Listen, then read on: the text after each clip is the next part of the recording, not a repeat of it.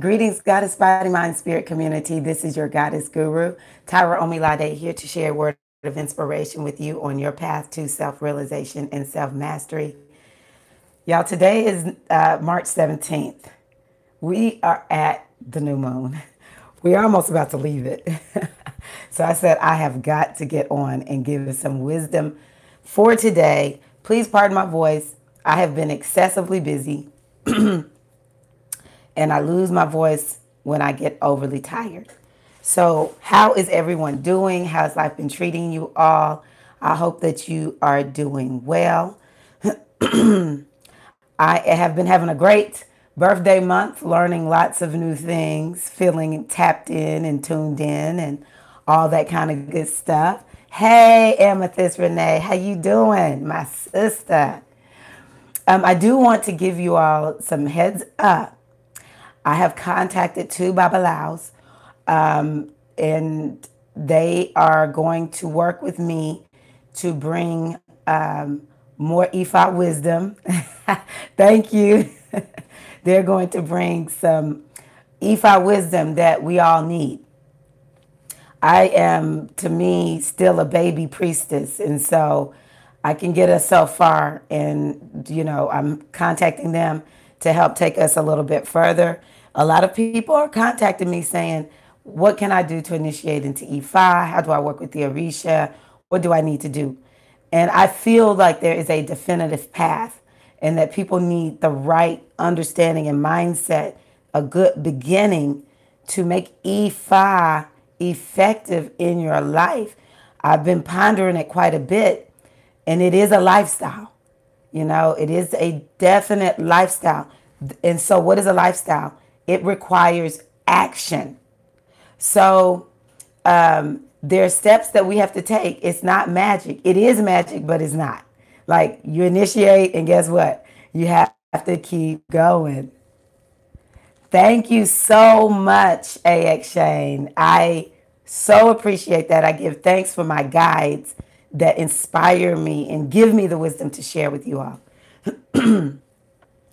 But once I have things more in place, I will let you all know.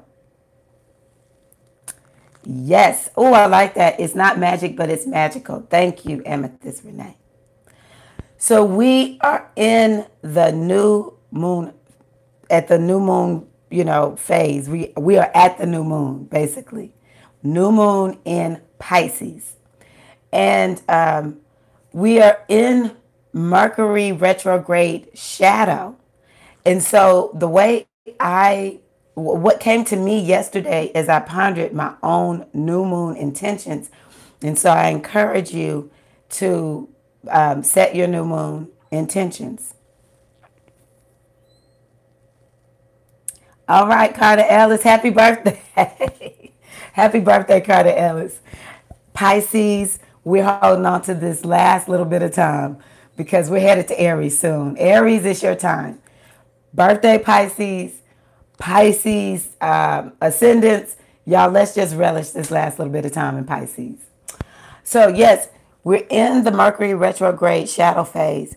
And so one of the things that I think is very important for us to think about for our new moon intentions is what do you need to tweak?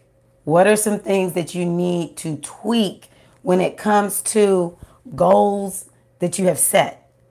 Because we're in this retrograde period of time, we're slowing things down and we're looking back to see, is this working? Whatever this is for you, is this working? And what needs to be made better, tweaked? This is what we're doing with this Mercury retrograde time. We're looking at the details. And it's sort of challenging because this Pisces energy is expansive. Think about the ocean, it's expansive. And so hopefully we've been feeling more tapped in and tuned in spiritually. But, there may have been some things that we need to let go of, in particular when it comes to health, because that is one of the cards I pulled for us from my Metaneta Oracle, or one of the energies that's speaking. Let me say it that way. One of the energies that's speaking is Geb negative. So what's going on with our health? I've been thinking to myself, with this busyness that I've had, I have really started slipping. I'm watching myself and I'm slipping. Where are you slipping when it comes to health and wellness and the things that you need to be doing for your body, your mind, your spirit? Because we have to address all of those. Oh, and your emotions. We have the physical, mental, emotional, spiritual bodies that we have to take care of. But this physical body can really distract us from, really being able to tap in, tune in to the wisdom that is trying to reach us, especially the wisdom of our Ori. So the second energy that spoke in the reading this morning for us is Orser, positive. And what does Orser say? Orser is the Ori. It is our expanded self. You know how we hear people say, be in the world, but not of the world. And so what we have to do is to understand that if we are distracted by our bodies, then perhaps we're not in relationship with our Ori in a way that we can hear. We run into an issue in our life. We have a problem in our life. Our Ori is telling us what to do. We are having issues with other people in our lives. We're not manifesting the things that we want in our lives. And we can't hear from our Ori if we're distracted from our body. Our Ori should lead, guide, and direct every footstep that we make. Every step we take, every breath we take, every move we make. Let it be guided by our Ori. But what we need to do is to understand that our part in this is making sure that we're doing what we need to do when it comes to this physical existence, this physical presence, this physical experience that we're having. We can't let our ego step in and eclipse our view from the truth of who and what we are, so that we have ourselves being led by our ego. We're being led by the flesh. You know how they used to talk to us in church? We're being led by the flesh. As Raul Nefer, our man, would say, we're operating from our lower nature. So what we're wanting to do is to use this time of Pisces to allow ourselves those moments of expansiveness where we feel a shift in our consciousness and we embrace it. We don't tell ourselves, oh, I'm crazy. What am I thinking like that for? No, we need to turn off the TV and turn off the internet. I'm guilty of YouTubing it too much. We need to put down the technology. We need to bring ourselves in, at least for a little while today. Bring ourselves into our spiritual space, the temple of the divine that is us, our body. How are we taking care of the temple that everything, walk moment by moment aware of the Ori, so that we can see the places we are slip, tripping, and falling in our lives. How can we move beyond that so that we can continue to expand and grow and move towards self-realization in a straight and narrow way? So, but the other thing we have to do, and this is the challenging part, is we have this physical self, this earthly existence, and then we have this great vast self that we are. It's even more vast than the ocean. It's more vast than outer space. How do we bring the two together? That's what we're being called to do right now. And so we do have to take those times to think of what's going on in our minds. We do have to take that time to ask ourselves, to look at the details. Here lately I've been saying, oh, Chosi. I'm not talking to you enough, oh, Chosi. Here you are, I have my own inner GPS. If my GPS is telling me to turn right and I'm turning left, what kind of sense does that make? Oh, Chosi, show me the way. But what we have to do is we have to take that time to look and see, okay, I turned left, but is that what the direction I was supposed to turn? Was I really supposed to turn right? Or was I supposed to keep going straight? You know?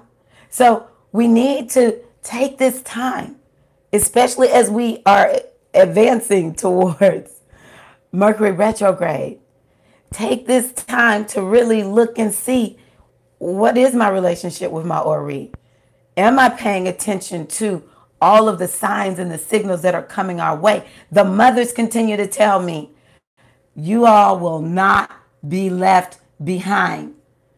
They will either let us walk ourselves or they will drag our asses. Okay? So we are not going to be left behind.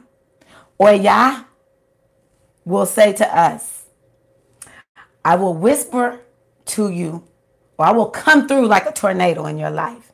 I encourage you to listen to the whisper of Oya that is speaking in your life right now. But it doesn't matter, because she will not leave you behind. I used to be afraid of Oya. I used to think, oh, Oya's speaking in my life right now, I'm afraid. But she's the kind of mama that's like, you know what? Not one of my children will be left behind. If I have to drag their behinds, they're going. We're going to get there.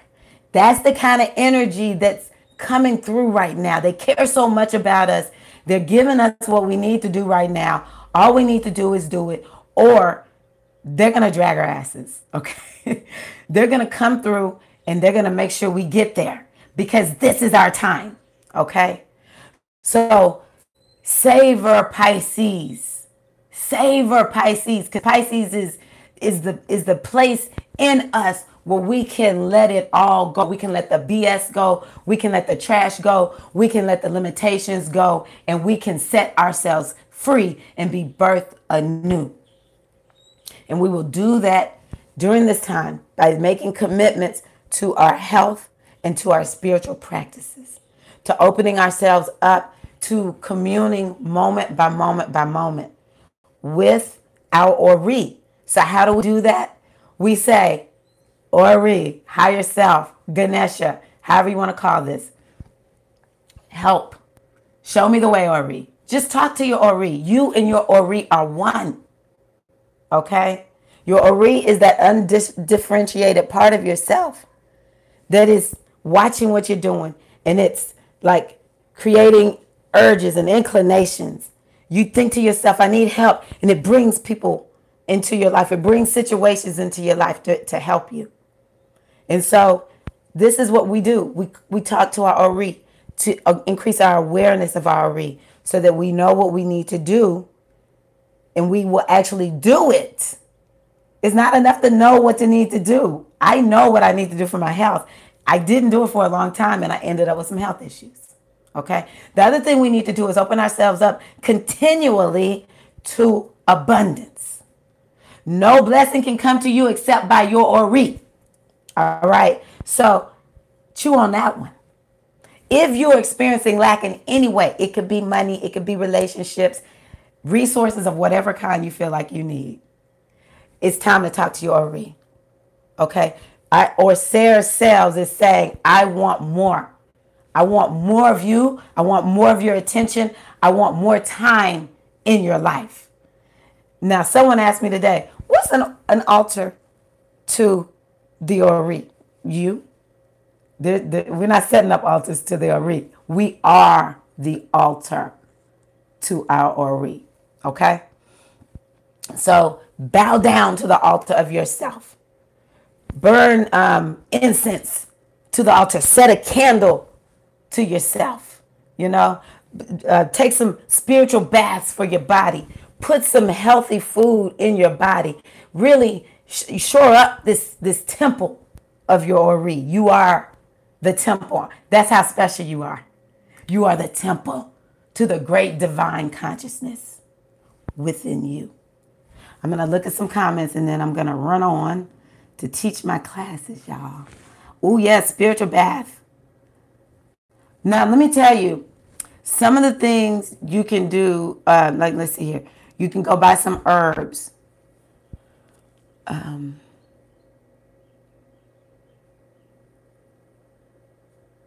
Okay, I'm going to give you herbs for Yemanjah just because we're in Pisces. I'm like, I don't know what the herbs are for the dark moon. because this is the moon of the ancient mothers, according to my goddess tradition. And I'm going to have to talk to them about that. But you can use things like lavender, jasmine, amethyst renee. What would you use for a Yemanjai bath?